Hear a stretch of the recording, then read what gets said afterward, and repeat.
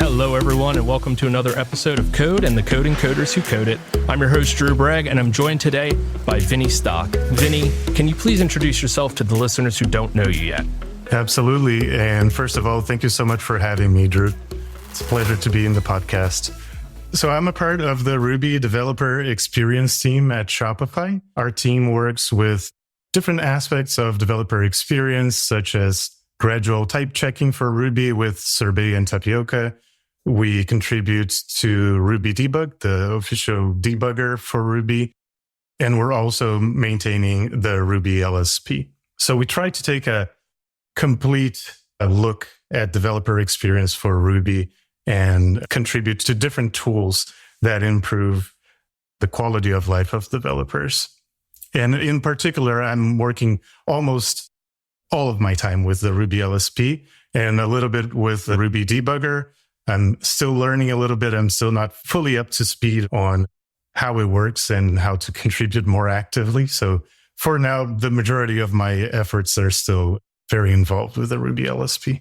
Which is an awesome project. And what a cool job that your whole job revolves around improving the developer experience for Ruby through tools. Because, I mean, the developer experience for Ruby as a language is already, in my opinion, awesome. It's such a fun language to work in, and it's so nice and kind to you and allows you to be expressive. The one complaint that I think anybody could have about Ruby is the tooling is a little on the behind side, especially if you've had to work with JavaScript recently in VS Code. So I think that the work you're doing as far as just improving the tooling is awesome. You're doing God's work for us, whatever the appropriate phrase there is. But your whole job is to just make developers' lives better using an awesome language. Like, what a cool freaking job that you have. I'm biased, but I have to agree. It's a lot of fun. And one of the aspects for me that I really enjoy is that we build tooling for Ruby, but the tooling we built is using Ruby. So we get to experience the features we built immediately. If you add a new feature for the Ruby LSP, you get to use it the moment you finished writing it. As long as you just reload the server, you already have access to that feature. And that extra short feedback loop is something that I really enjoyed. It's very satisfying. You can very quickly experiment and see the results. Love it. So before we go too far, though, for those of you who are new to the show, whether you're coming from me not shutting up at Blue Ridge Ruby or you're just running into the show or what have you, welcome to the show. I'm going to ask Vini 3 questions. I'm going to ask him what he's working on. What kind of blockers does he have? If he doesn't have a current blocker, what's a recent blocker he had that was either really interesting or hard to figure out?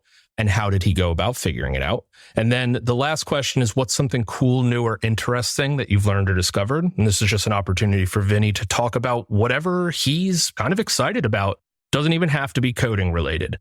So that being said, to open the floodgates, Vini, what are you working on? Even though you sort of just answered it, what are you actually working on, like right now?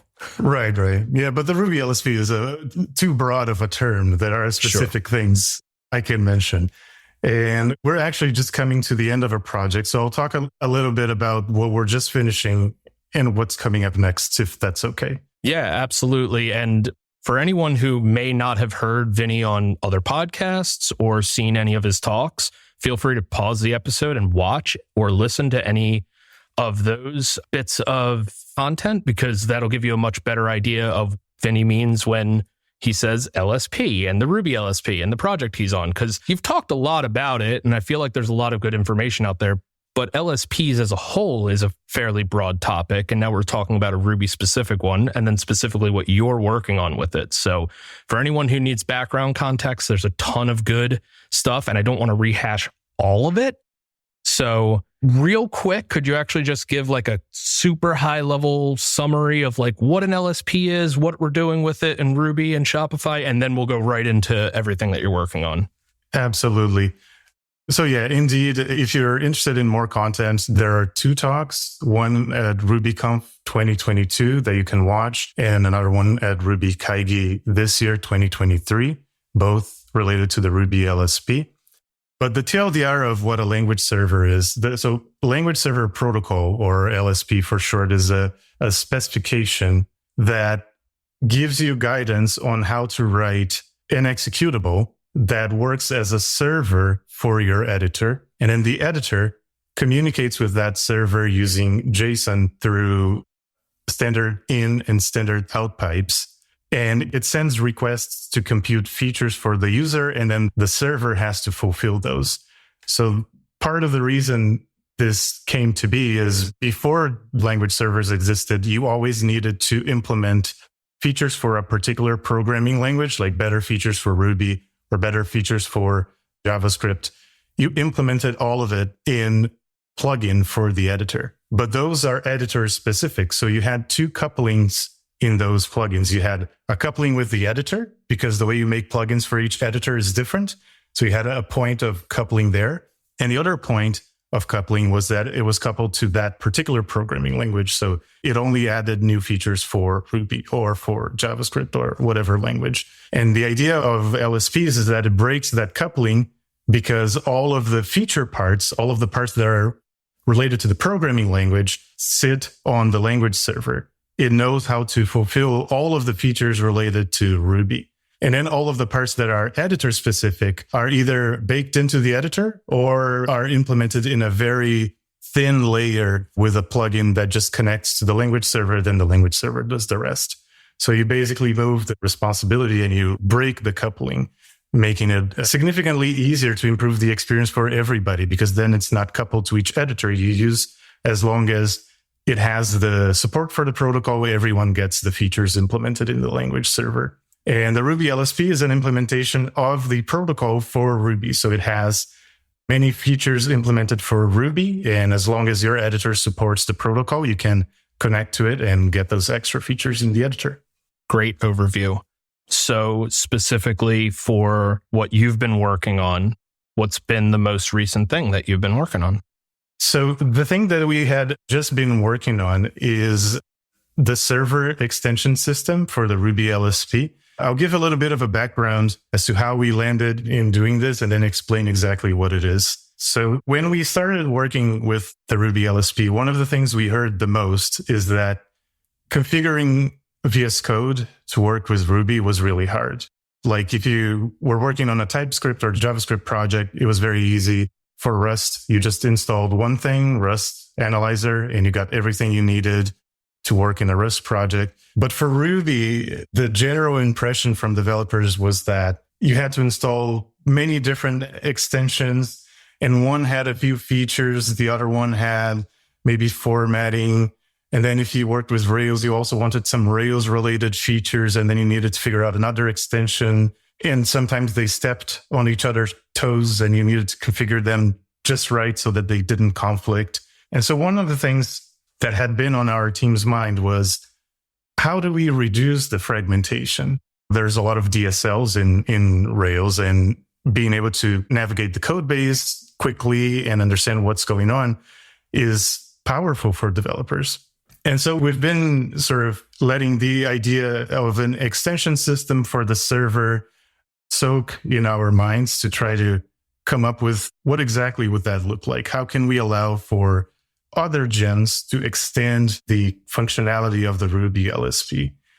And so what we ultimately landed on was like, okay, what we want is, we don't want all of the functionality for other tools to be in the Ruby LSP repository, because that fragmentation clearly increases the efforts for users to figure out, how do I configure my development environment? So how can we reduce fragmentation and make sure people can just do like a one-click setup and get what they need, but still support features that are related to the tools people are using? So it is useful to have Rails specific features in the editor, because that would not scale well. You would need to put Rails specific features, but then if Hanami wanted features, they would also need to put it in the same repo. We would become a bottleneck for gem authors to drive their editor experience for their particular tool. So we wanted authors to have the freedom to like, okay, I export a Ruby LSP extension from my gem and that just works. And we also wanted the users to not have to configure that, to not need to spend time figuring out how do I configure this thing so that I get the right features. And so the extension system we've been working on, the Ruby LSP, goes through what is available in the applications bundle and finds extensions for the server. So there is a specific way you create the extension so that we can find it in the load path. As long as it's written that way, the Ruby LSP can find it. And then we completely refactored the way we implemented our requests in order to allow for kind of like a middleware functionality where other extensions can enhance the responses that we serve. So you get not only the base response from the Ruby LSP, but you also get responses coming from the extensions. And so if you have Rails in your bundle, the Ruby LSP can identify that and then serve features related to Rails. And that was kind of the goal that we were looking for, what we're aiming for to achieve. Makes sense. I think that's a nice feature to have for something like this, to be able to extend it out to, like, yeah, you're right. I mean, a lot of us use Rails or Hanami or even Bridgetown, and they're all going to have their own kind of like, hey, because I'm in this type of project, I want to be able to do these things because it's over and above what Ruby needs. But if we're going through all this work to have whole language server protocol for Ruby, it'd be nice to just piggyback on all of that work. So I think that's an excellent approach to give people the ability to tack on when necessary.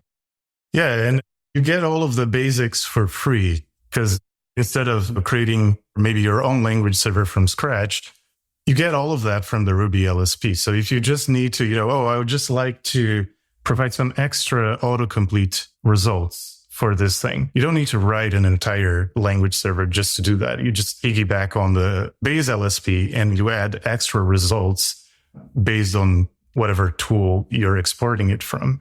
And multiple tools can actually benefit from this because Ruby is well known from having DSLs. So for example, RSpec as well, which is another DSL, you can add specific features that sort of have the knowledge of the DSL already baked in. So we're really excited to get this in the hands of GEM authors to test it out. It's very experimental at the moment. The documentation was literally merged this morning, so it hasn't been long. But you can already start experimenting. Also, it might be good to take a moment to plug. We have Workspace in Slack for RubyDX, where we have a channel specifically dedicated for extensions. So if people want to get started, they can join. The link is very long, but you can find the link at the very top of the README in the Ruby LSP repository. Cool. And I'll include it in the show notes so that it's hopefully easier to find. Anyone who's listening can just pop over to the show notes and hopefully grab it easily from there. But both links will definitely be in the show notes. And that's awesome to have a community where people can either go to ask questions about like, hey, there's this tool and I want to extend it or use it. But also, is it something that someone could go into if they're just interested in sort of just knowing what's coming out? Is there sort of like announcements going on in there? Or is it pretty much only if you're building extensions? Oh, no, we have multiple channels. So there is an announcements channel. We have integrations with GitHub so that it posts when a new version is out. And we have a channel for each type of tool. So there's one for LSPs, one for formatters and linters, one for debuggers.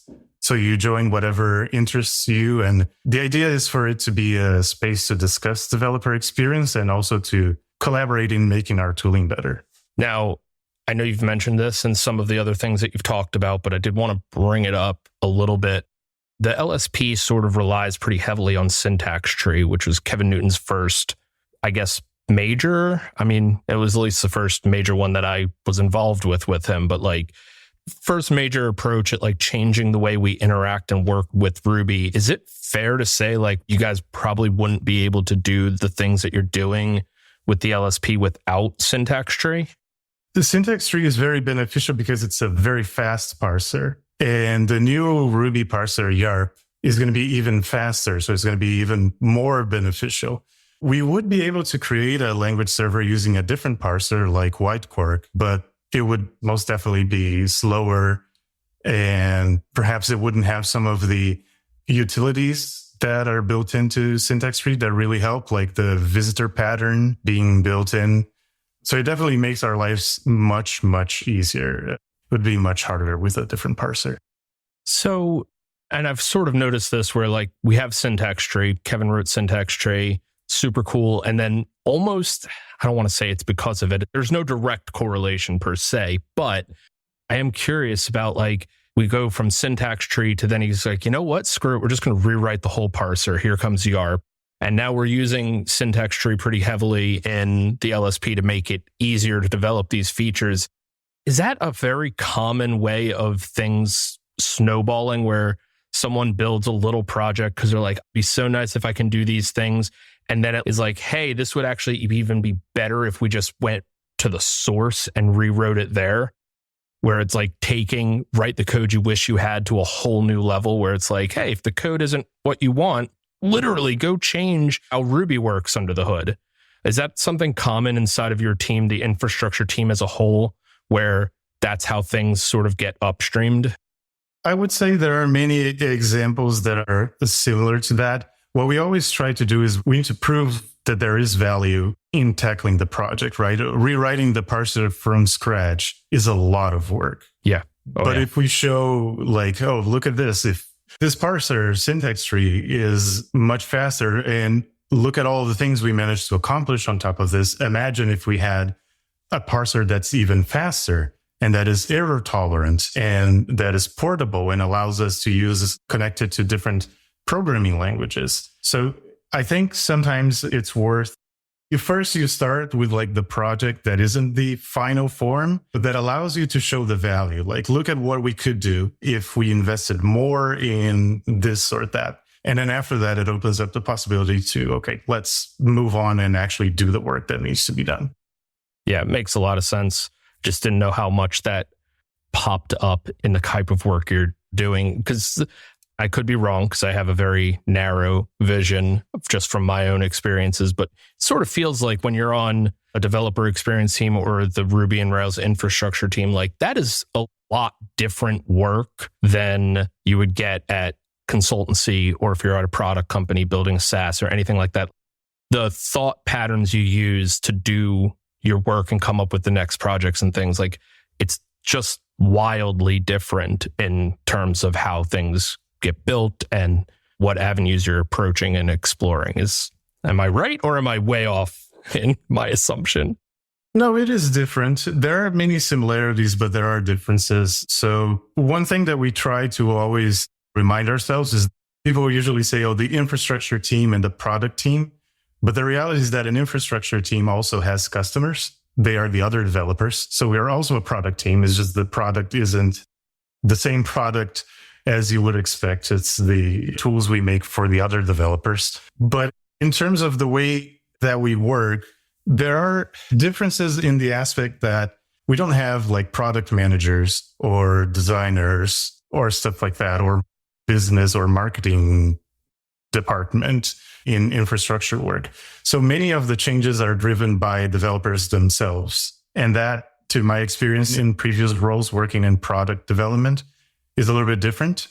But at the same time, we use many of the strategies that a product development team would do. So we try to measure if people are engaging with it. We try to collect feedback. We try to understand our customers, like, hey, can we sit more to pair with other developers in the company and understand what are the main difficulties they have working with Ruby so that we can try to address that. So I think we always have that product view, even though the nature of the work is different.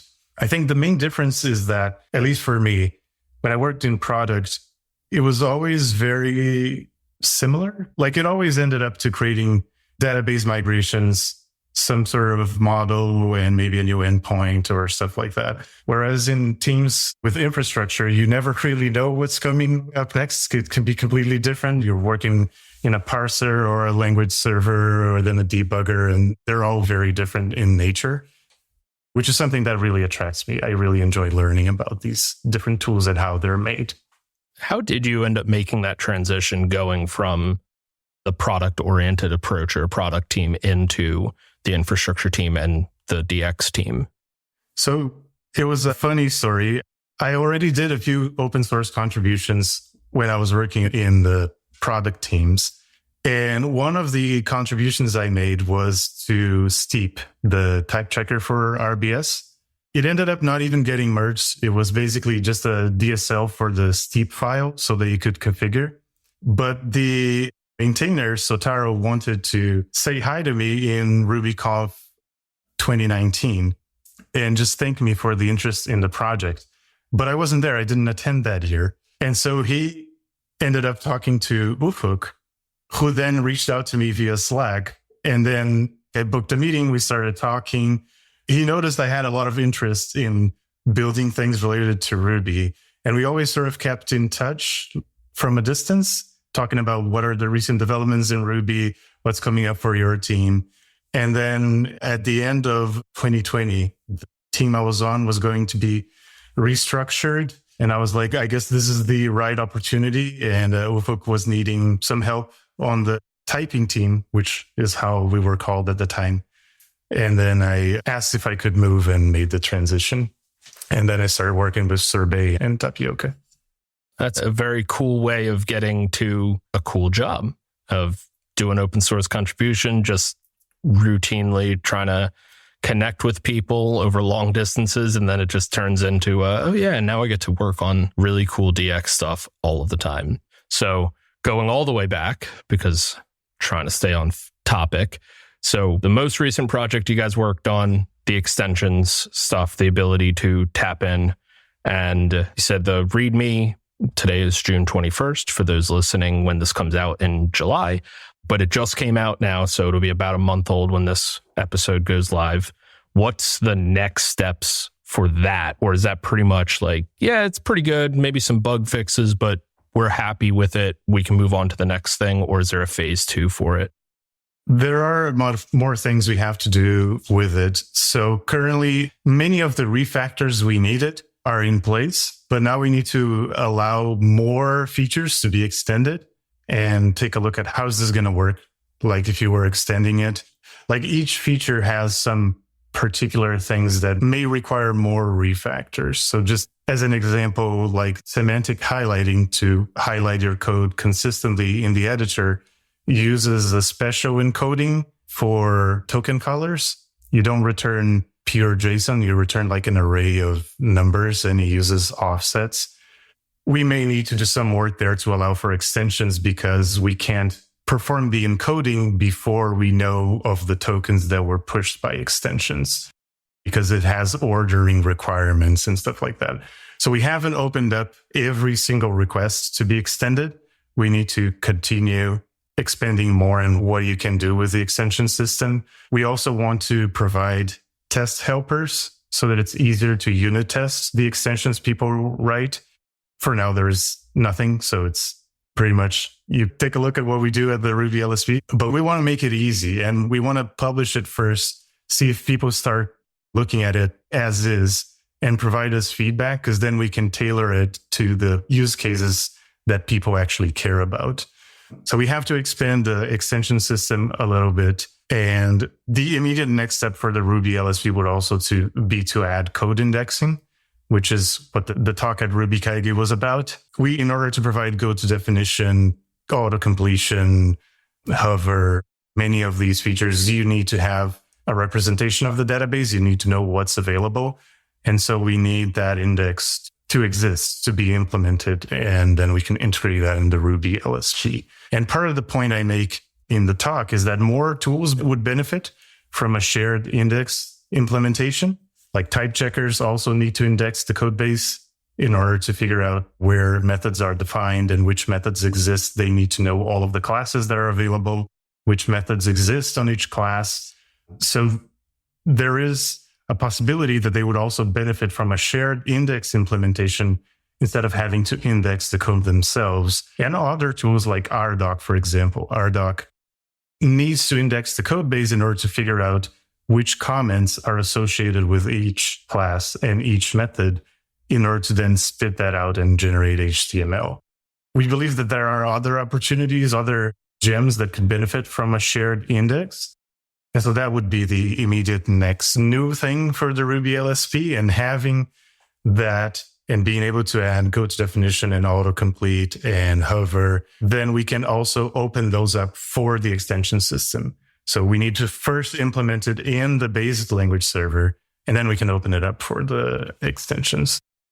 So for my project at work, I use Solargraph to do, while we're talking about it, go to definition. And when it works great. It's a little flaky, but when it works great. Are there similarities to how you guys are implementing go to definition and how they do it? Or is it kind of a completely different approach, or are you not even sure how Solargraph does it? My understanding is that Solargraph uses yard annotations to type check the code. I don't know to what extent that influences what they show as options for go to definition and autocomplete. But what we want to do is to inspect and index the code base without the requirement of yard annotations, and just index the code base straight away, whatever methods we find. We believe that typing, like knowing the return types for methods and stuff like that, and type checking it's a much more difficult endeavor, and something like Sorbet is much better tailored to do it. So our idea with the Ruby LSP is that it would provide go to definition and autocomplete based on name matching. So like, we believe that there will be value in giving you options like, oh, here are the methods that we found that match the name of the method you're trying to jump to, and match the arity, the number of arguments as well. And then just let the user pick. And maybe as a long-term thing, eventually, we could also have server extensions for type checkers that improve the accuracy of the Ruby LSP. So if you have type checker configured in your project, the Ruby LSP could automatically connect to it and give you better results. It's a wild bit of problem solving as far as creating that index. I thought you did a really good job of kind of explaining what's going on both under the hood and the problem space in your Ruby Kaigi talk. And I've had conversations otherwise about the challenges of how do we develop this index quickly. And since I'm, to be honest, not 100% sure which of that knowledge is a private conversation I had and which of it is one of the things I saw in either one of your talks or in a past podcast, how did you guys solve arguably what is a very slow process of grabbing all of the constants, for example, in a Ruby project and creating that index? So we did many different explorations, and other folks on the team joined in to help as well. Like the very basic exploration we started was like, can we do it just the way we do it in the Ruby LSP right now? We parse the file, we visit the ASC and extract the information. And with that base implementation for our large monoliths, it took very long to index it in a single process. It took like 5 to more minutes. So definitely very slow. Then there was an exploration done by Kevin, Newton, and Ufuk on using instruction sequences, so that instead of parsing, you use one of Ruby's private APIs to get the instruction sequences and index based on that. That was a lot faster. But then now we're also on the almost there in terms of having YARP ready. And YARP is much, much faster than the parsers we currently have. And so we also did experiments with YARP, and we got very good results. You still need to use some sort of parallelism, because for very large code bases, it's simply too much to index. We also want to be able to allow the user to configure which paths are excluded from the index. For example, test classes are usually not something you want in the index because you don't want to have test classes suggested. So maybe the test folder is automatically excluded, but also you can exclude, I don't know, maybe you want to exclude developer tools because you're not going to be using those classes in your project. And so I believe that by configuring the index right, what is indexed, and by using a little bit of parallelism, like a few workers, we can achieve very good performance, like down to a few seconds to index the entire code base. And that would probably bring us to the level of performance we need to push this forward. The project as a whole, it feels like there's so many moving parts and bits to something like this. How do you guys, you sort of said you don't have really a project manager or a product manager, I guess. Do you have someone that kind of manages the project, or do the developers handle that? And if so, like, how do you guys go about kind of keeping track of everything that you want to do, you're working on, what's done, who's going to take on the next thing? What's those types of approaches look like? We have currently a few tech leads on the team, and they each have a particular domain of responsibility. So in my case, I'm usually overseeing like the Ruby LSP and the DX efforts in general that are not related to typing. And so I try to always have like a bird's eye view of what's going on in the project. Are we moving towards the right direction for our goals in the long term? What needs to happen next? But even though I always try to keep an eye on everything, the team usually comes together to decide what we're going to do. So we always get input from everybody. Like, do you think this is the most impactful thing we could be working for our next iteration? Or do we want to deprioritize this in favor of something else? And people bring their concerns, people bring up ideas, and we try to keep a list of things we want to do. Generally, they're in the repos themselves. Like if you go to the Ruby LSP repo, there are a bunch of issues that are very old and haven't been touched in a while, but they're ideas that we just haven't had the time to take a look at. So generally what we do is we take a look at, okay, what are the next steps in terms of what we want to do? And then we decide what are the next things that are going to be included. And we use a couple of Google Docs to keep track of like, okay, what are the long-term plans and how does the final thing look like? So along with big project, a lot of moving parts, what's the blocker situation look like for a project like this? Is it because you guys have such a robust team of skilled engineers, like blockers get solved pretty easily? Or is it because the domain space you're working in is sort of so different than the community at large per se, that blockers become a lot more difficult to get around? What does a typical blocker look like for you? I think indeed we are spoiled because the team has so many experts in general, not specifically Ruby developer experience, but the whole group, Ruby on Rails infrastructure. That's very easy to get help if you get stuck. But we do have blockers from time to time. It usually arises from, we always want to solve things at the right level. So like if we identify that there is limitation in Ruby, well, then the solution is to fix it in Ruby and not try to work it around in the LSP or some other part. And sometimes because there needs to be coordination and you need to make your case and have it accepted in a repo, sometimes those are the main blockers that we face, trying to make sure that we can fix or advance things at the right level of the stack. One example that I'm currently taking a look at is, by default, language servers communicate using JSON. But JSON is very verbose. It's a very verbose way of returning a response. Something like message pack can encode the same information. It's faster to serialize than deserialize, and it's generally more compact. And so the language server protocol package for Node.js, which is what we use in the VS Code extension, has support for using message pack as an encoder. But the only way you can use it right now is if you define the whole life cycle of the background process yourself. And so while I try to make a point, it's like, it's a lot of work to keep track of the whole life cycle of the background process. And this is already battle tested in the package itself. So how about we add a simpler option that LSPs can opt into to serve message pack. And then if the server supports message pack in JSON, you can just select it. And so like that type of thing is generally very slow moving because like you make your case and then it's like, okay, yeah, we agree. All right, now I need to figure out how do I implement this in this other repo that I have no context about. And so it takes a while until you get the right context and manage to push that forward.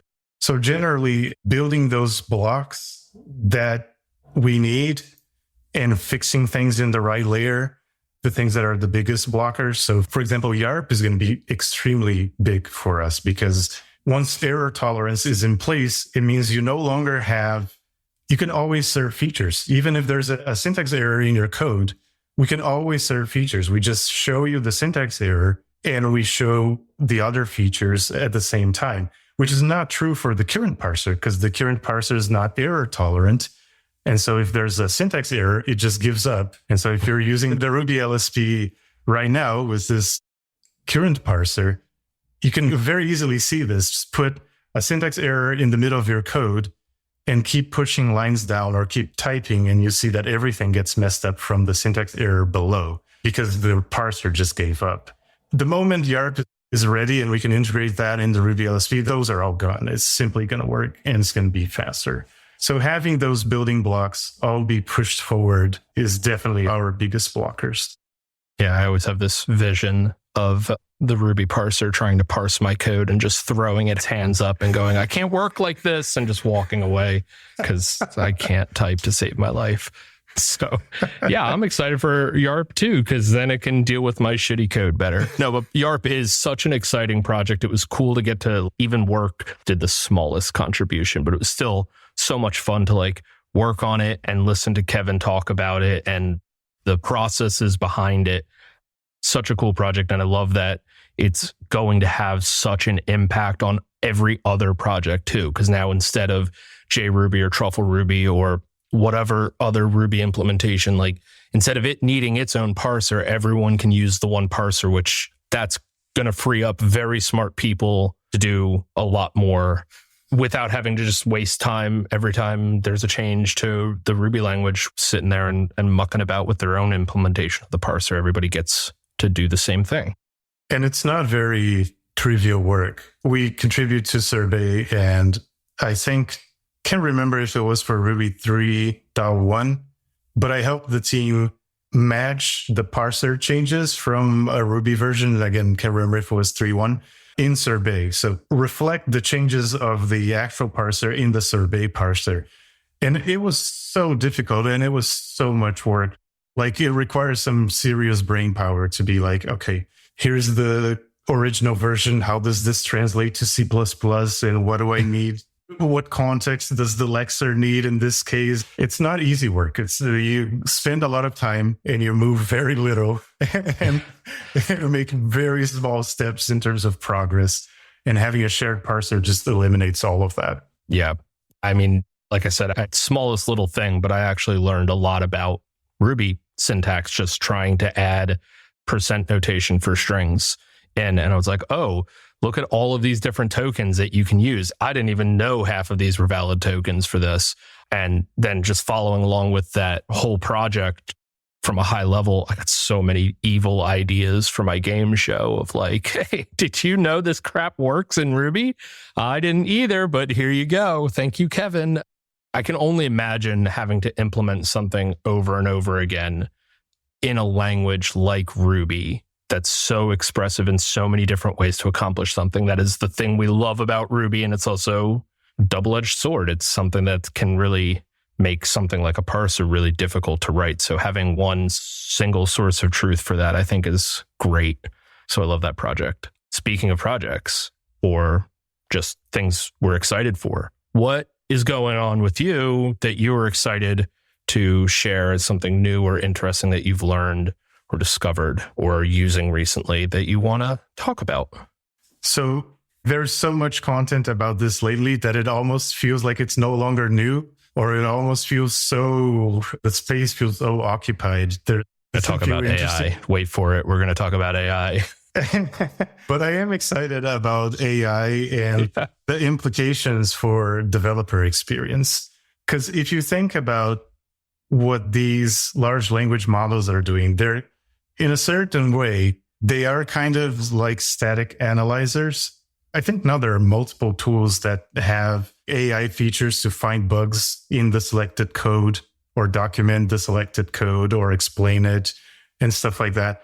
It's not running your code. It's basically taking a look at, here's the text, and then it tries to figure out based on the text what it needs to do. But it really opens up the door for a lot of exploration that is extremely difficult to do in like more traditional static analysis, but might be easier, at least to prototype with large language models. So this find bug thing, there's no way you can do something like that with plain static analysis. It would be incredibly hard to figure something out. But you can use it for other things. You can use it to find performance issues or maybe security issues, or you can use it, I guess I mentioned before, but like an automatic documentation tool, like it automatically generates the documentation, or it tells you like, oh, this comment basically just describes exactly what the method does. How about writing, I don't know, why the method exists, or how about enhancing the documentation this way? What a concept. Useful code comments. What a concept. That is a pet peeve of mine. I understand the need for documentation, especially in a situation like if you're using Yard docs, giving you the, here's what this method does because you're not in the file. I do understand that. But there's just something that drives me absolutely nuts when I look at like, especially if it's like a really short single line method and then the code comment is like, just describes exactly what the code does. And I'm like, yes, I know, I read the code. I'm well aware. Thank you. It drives me nuts. So like, I'm totally a huge write comments about why the code works this way or why we need it or how it's being used, where it's being used, whatever. Because just telling me what the code already does, but in a different language doesn't actually help me much. Agreed. And I think that idea of self-documenting code is in a way harmful because it implies that documentation just repeats what the code does. And that's not the point. You need to explain like, oh, this method needs to be in this class because of X, Y, and Z, or this needs to happen before that other thing because this is how the world works. And the self-documenting thing is like, sure, yeah, you can read the statements inside the method, but that's not the point. You need to document why the method exists in the first place. Right. Yeah. And it's even more impactful, and this can be hard to remember, but like code I'm working on currently, as of today, is in a 14 plus old year code base. I'm touching stuff that was written over a decade ago. And like the code comment is like, sometimes it's not even correct, which is even more infuriating. Like, if you're going to touch the code, please, at least. But then, yeah, other times it's just like it describes exactly what's in the body of the method. I'm like, yes, no, I read it. I want to know why we're doing it this way, or like, why is it so important that we return this value instead of this value? What is going on here? Why? It's so important. Running into that stuff, hopefully, has made me better at the comments that I write in my own code. But it's also given me some like moments where I'm just like, are you sure you do that? Come on. And part of the advantage is that tools like LSPs show you the documentation on hover. So you have it very accessible, or tools like RDoc and Yard just generate a website for you. So you have that information available in different tools and different places where you might need that context. So I'm a fan of code comments, and AI could potentially help with that. It could even help maybe try to keep comments synchronized with the code, which is something that's often brought up. How do you keep the implementation changes and you forget to update the comment? Now it's gone forever. No one knows why the comment is there. But maybe something like AI could try to keep them in sync, or at least flag that, hey, this looks a little suspicious. It doesn't quite match what I'm seeing. Yeah. And it would be cool too to be able to do all of that, the why, the how comments, the comments that are actually helpful and important, but not lose that when I hover over a method and I'm not even in that file, like, oh, now I don't even have the, what is this actually doing? Because I can't see the source code. Be cool to like let AI just generate that bit of on the fly, like, hey, what does this method actually do? Just so that I know when I'm hovering it in this case, but when I'm in the file and I'm actually there and I can see the source code, I don't need that comment. So it's just not there. Stuff like that. Like you end up getting the best of both worlds. And I'm starting to see that more with AI. I think I had a very limited imagination when it came to AI. When it first came out, I was just kind of like, I don't get it.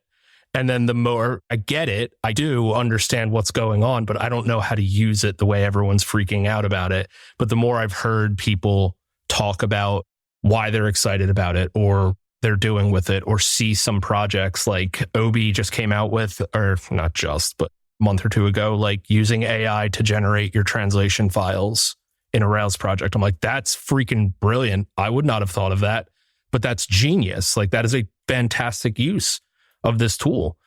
So I think as I've heard more people talk about it and see them use it, I've started to understand why it's so exciting.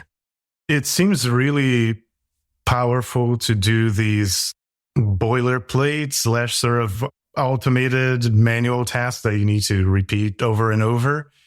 But it's also powerful to do analysis that may be difficult to do otherwise, like the find bugs thing. But I feel like we're only just scratching the surface. The find bug thing, generally, times I saw it, it wasn't very impressive, but it's most definitely going to get better as people keep at it and keep improving the LLM. So I think there's some exciting stuff in terms of DX that's going to come out, and it's going to be related to AI. Yeah, sky's the limit. It's limited, like I said, by imagination. And I think I definitely had a very limited thought of like, yeah, it can answer you questions. I can Google too. Like, what are you all excited? And then I was like, and it's an interesting bit of technology too, because there's so much around it that's like the things it generates, it's nothing new. When I had Brittany Martin on and we talked about it briefly, like she put it really well. Like she's like, it's glorified plagiarism. It's really advanced plagiarism, but it doesn't have its own ideas. It might put it in an order that's its own. It might use grammar that's more accurate or potentially even inaccurate. But like none of the ideas, none of the content in there is unique. It has not had its own idea per se. It's all glorified plagiarism, which makes it even more fascinating of a topic of the ways that we're using it is like, that's both a really cool component of it. And it's also a not so great thing where it's like, yeah, this is morally plagiarism. I don't know. I don't know how to think about that. I mean, we do that all the time, right? You go to Stack Overflow, you see someone else's code. Hopefully you don't just copy and paste, you digest and understand the code you're looking at. But like it gets even worse with GPT where it's like it's spitting code back out to you and you don't even know who put it where. At least I can go to someone and be like, hey, I stole your code. And they can go, well, it wasn't my code anyway. But with GPT, I'm like, I don't even know who to apologize to. Right. I think those issues are also like the discussions about it are also in taking baby steps. Mm-hmm. And they probably need to get more mature about it. Because, yeah, it's like it's trained on a bunch of data and it's hard to tell, like, was it trained with data from this person or from that project? And did they give consent for their stuff to be used or not? And then the point people try to make is like, oh, but it doesn't just spit out a copy of what it read. It generates based on the knowledge that it extracted from the thing it read. So it's basically like a person, because you read a book and then you spit out things that you learned in the book, but with your own interpretation. It's definitely like a discussion that is extremely necessary to be had, but I think it's still in only the first steps. Yeah. And that's what I mean when I say it's fascinating, because it's like, yeah, it's plagiarism, but isn't everything we do plagiarism? Like if I write a blog post because I read the documentation on something, I read 4 other blog posts and a couple of Stack Overflow questions, and I write a blog post based on my understanding of all of these sources. Do I need to list all of those sources as like the sources I use to gain this knowledge? Is it plagiarism if I don't? How does that work? It just raises all of those questions that I don't think I even thought about before of like, you obtain your knowledge, like you said, all it does is it has all of this information and then it tells you it in its own format, which is exactly what humans do. And just, I don't know, it just makes me think about ideas that I've had or the thoughts that I've had more of what is driving this thought? What information was used to come to this conclusion? Where did I get that information from? So, yeah, I feel like we could have done a whole podcast episode on just AI and all of the various implications that come along with it, because it's wild, man. It's so fast too. I feel like we went from like Copilot can guess what you're trying to type in your Ruby code to write me a novel. It does a pretty good job. I've read some interesting short stories that were AI generated. And then, yeah, everything that people are building on top of it. It's just cool and interesting and wild to think about all at the same time. Yeah, I took a course on AI that was like sort of introductory, and seeing the examples that we saw there for like classifying petals to Copilot to then ChatGPT and all that's coming out, it's like, I didn't see this in class. That's Right. a bit more difficult than what I was doing, I suppose. Yeah. Yeah. I recently took, because I'm one of the last projects I'm doing at the job that I'm at now before I move to a new role is implementing some AI stuff. And one of the things that I had to go and learn and took a course on, because I didn't even think about this going into it, was prompt engineering, how to best format your data and give it structure without being overly verbose or not explaining well enough, like coming up with these prompts to get what you want out of these large language models is like a discipline in and of itself. It's wild. I think I've referred to AI and all of the things as wild numerous times. So what has been the coolest thing you've done with AI so far? The thing I use AI for the most is Copilot, because we have it in our editors. But with ChatGPT, I'm going to admit that I haven't exactly had tremendous success. Mm-hmm. As you mentioned, the prompt is very important, and I haven't quite figured out how to craft the right prompts to get what I want out of it. I'm mostly been thinking about what can be enabled by AI that we can't do with traditional static analysis, or that is very difficult to do. Yeah. I've seen a lot of people talk about like, oh, I'm having ChatGPT write my tests for me or write this for me.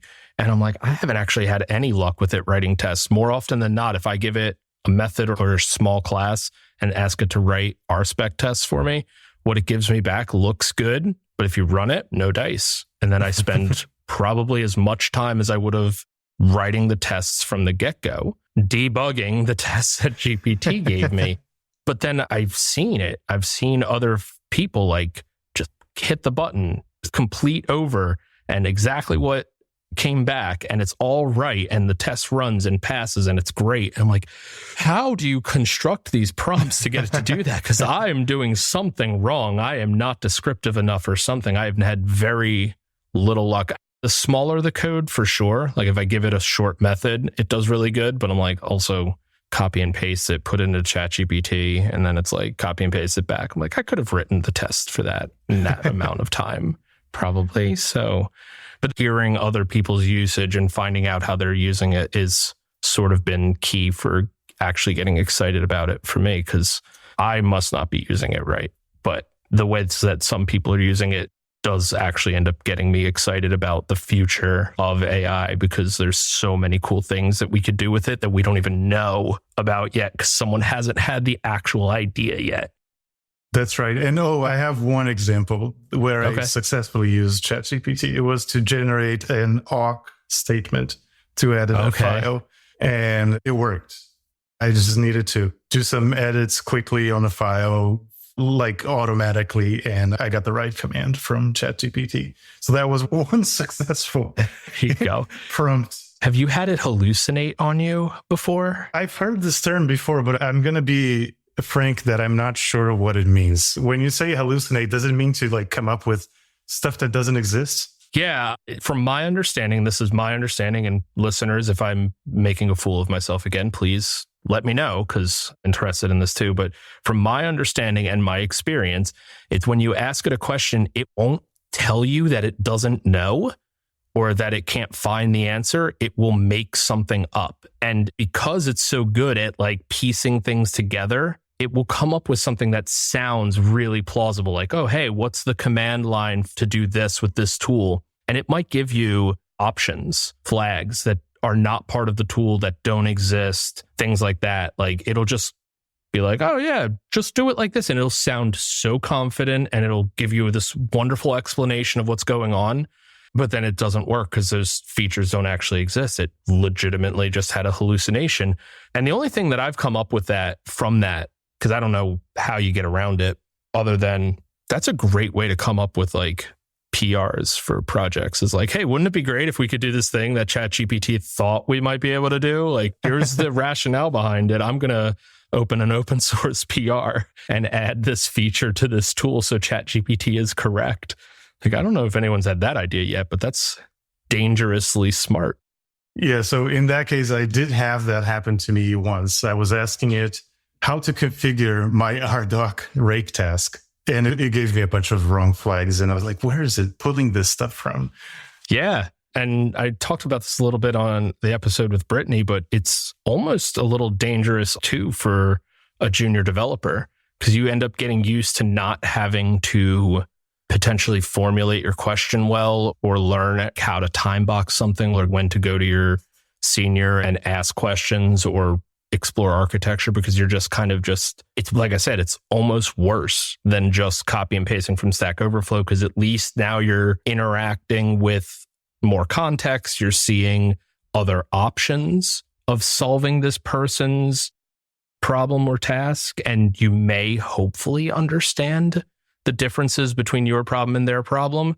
But if you're just like, hey, GPT, write me a method that does X, and then you're just copy and pasting it in, like, you're not learning anything. So it becomes this dangerous, it's like, it is sort of like Stack Overflow, because you're asking it to give you this information. That's sort of what you put into Google. You go to Stack Overflow, you grab the most upvoted response. Hopefully you're learning something from it, but requires almost like more self-discipline if you want to use it as a learning tool, to remember to fact check it, because it might be hallucinating on you.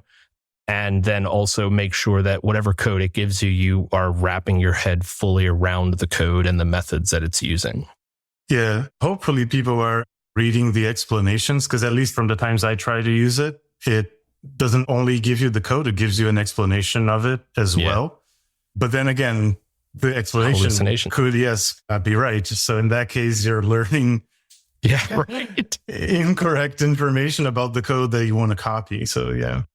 Yeah, it's like, in order to use artificial intelligence well, you need to have a high degree of intelligence yourself.